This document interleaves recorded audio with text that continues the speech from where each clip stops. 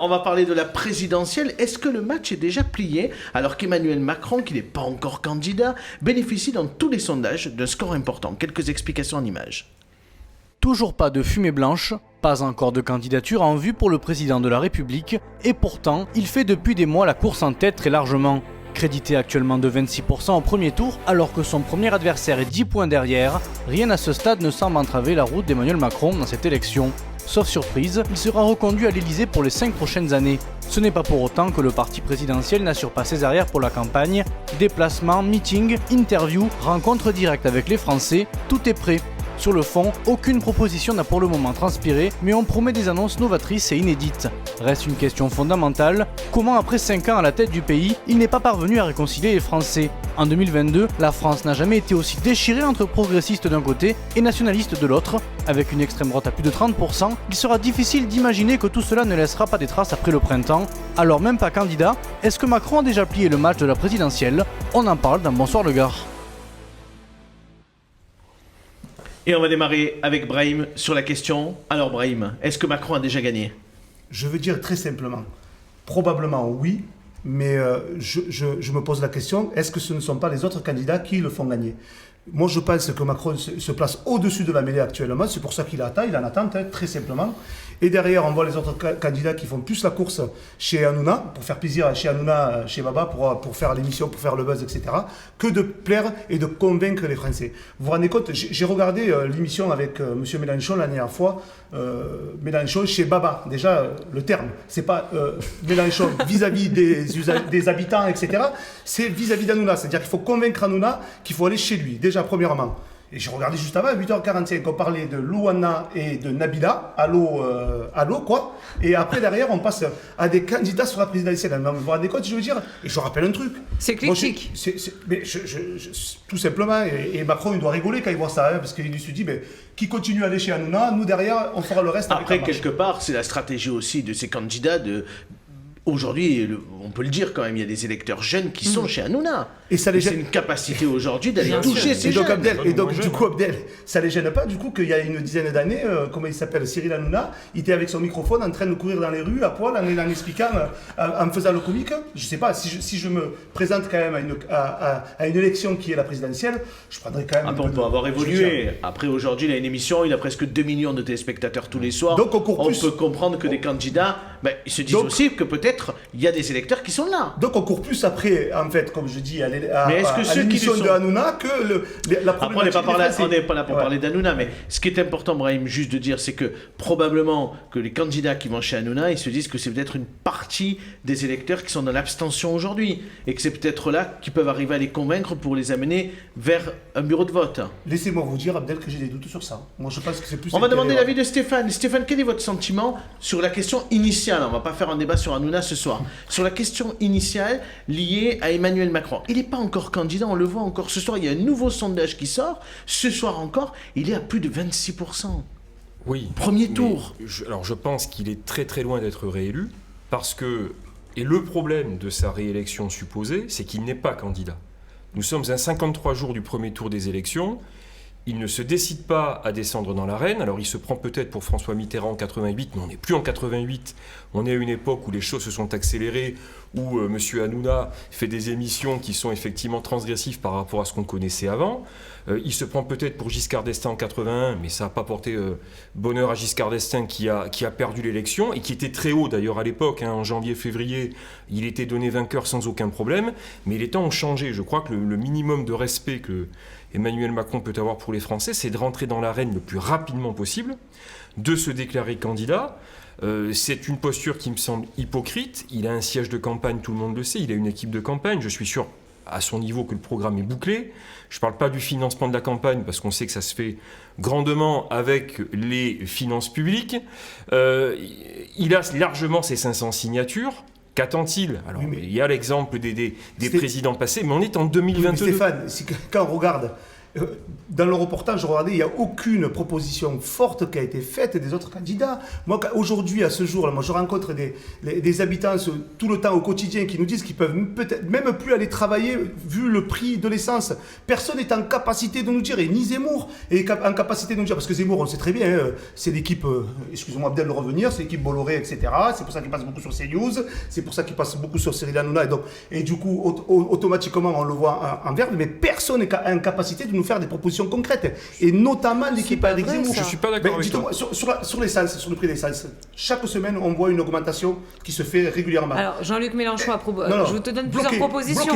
Bloqué. Valérie Pécresse, Damien Abad vient de le dire, propose l'augmentation des salaires de 10%. C'est utopique, vous savez très bien que personne n'arrivera à augmenter ce genre de trucs, ça c'est utopique. Par contre, de dire clairement, on enlève les taxes. Marine Le Pen, elle propose par exemple de baisser les taxes sur l'essence. Il y a des idées quand même sur la place publique. Mais pas clairement, c'est pas clairement établi. La preuve, je veux dire, c'est pas si... On ne le voit pas assez, ça se transcrit pas. C'est tout, ils sont plus sur la forme. Ils arrivent mal à le communiquer. Ils sont plus sur la forme que sur le fond. Ils parlent tous de leurs histoires personnelles. Et oui, vous comprenez, etc. Regardez encore le débat avec Valérie Pécresse ce dimanche. Le meeting, oui. Le meeting. On parlait plus de la problématique, de comment elle s'est comportée, qu'elle est ratée, que sur des propositions. Déjà sur le grand remplacement, c'était pratiquement les thèmes de M. Zemmour. Donc, alors, vous imaginez un peu... aux sociétaires de leur redonner la parole dans un instant. On va profiter qu'on ait Robert Crost, le maire du Grau-du-Roi, qui est avec nous pour lui demander son avis. Parce que je crois que vous aviez soutenu en 2017 Emmanuel Macron. Oui. Est-ce que vous le soutiendrez cette fois-ci aussi ? Tout à fait. J'ai soutenu Emmanuel Macron. Et une élection, pour répondre à la question initiale, une élection n'est jamais gagnée à l'avance. Alors sur ce qu'on observe aujourd'hui... bien sûr, avec Emmanuel Macron candidat, sortant, je pense qu'il a un avantage. Un avantage, même si ce mandat a été particulièrement compliqué, difficile. Mais c'est peut-être pour ça aussi qu'il a un avantage. Mais il y a un deuxième tour. Et sur un deuxième tour, même si aujourd'hui on voit qu'il y a beaucoup de dispersion, voire de division dans les différentes tendances, ce qui aussi complique pour ces candidats-là la présence au second tour. Un second tour se joue toujours dans un mouchoir de poche. Donc une élection n'est jamais gagnée à l'avance. Stéphane ? Je pense, contrairement à ce que disait Brahim, que les programmes ont été établis par les différentes écuries présidentielles. On parlait des carburants. Chez Zemmour, nous on propose, chez Reconquête, la prise en charge par les employeurs de la moitié des frais de carburant pour venir au travail. Bon, c'est un point de détail. On a, je crois, 82... On va être content, les chefs d'entreprise. Comment ils vont le financer ? Alors, je ne sais pas. Il y aura d'autres propositions. On a prévu une baisse des impôts de production de l'ordre de 30 milliards d'euros. Donc, il y a des compensations pour les chefs d'entreprise sans difficulté. Mais tu dis, il n'y a pas de programme. Il y a des programmes. Il y a 82 ou 85 propositions chez Reconquête. Mais il n'y a pas de débat. Il n'y a pas de débats qui sont organisés. Très peu de débats sur l'immigration, Stéphane. Je veux dire qu'un débat comme nous ce soir, nous sommes 6 autour de la table, 5 autour de la table, pardon.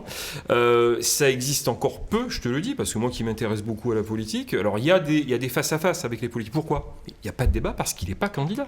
Parce que Macron n'est pas candidat. Je trouve que ça bloque un peu les choses. Et en plus, il vient bien déjà.